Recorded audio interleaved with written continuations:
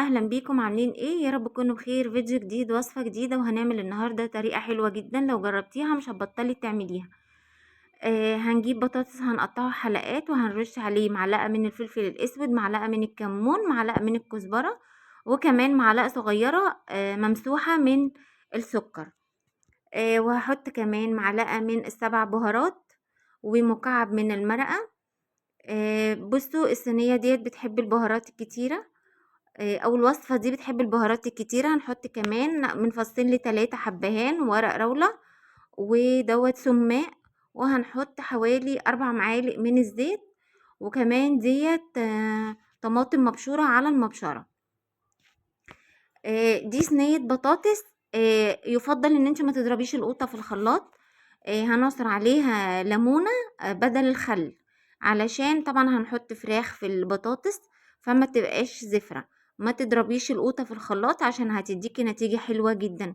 لو ضربتي القوطة في الخلاط طعمها هيبقى حاجة، ولو لو بشرتي القوطة وقطعتيها هيبقى طعمها في حتة تانية. فجربي الطريقة دي هتعجبك قوي. ولو انت اول مرة بتشوفوني ما تنسوش تشتركوا في القناة وتفعلوا الجرس تختاروا الكل، علشان كل ما انزل فيديو جديد يوصل لكم. طبعا تبلتها بقى بالبصل وكل البهارات وركنتها شوية، وبعد كده نزلت عليها طماطم متقطعة كمان وقرن من الفلفل. حطيت هنا بقى بابريكا وبهارات فراخ ما كناش حطيناها في الاول فحطيناها دلوقتي. وقطعت بطاطس شرايح مش رفيعة ومش تخينة، يعني تكون مناسبة علشان تستوي مع سواء الفراخ، لا تبقى مهرية ولا تبقى جامدة. نزلت كمان بمعلقة كبيرة من السمنة، وهحط حوالي معلقتين من الصلصة. انا ما كانش عندي صلصة علبة فاشتريت كيس صغير وحطيته كمان على البطاطس.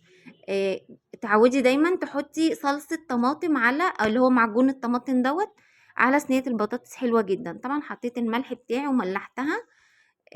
ودي المية اللي هقلب فيها البطاطس.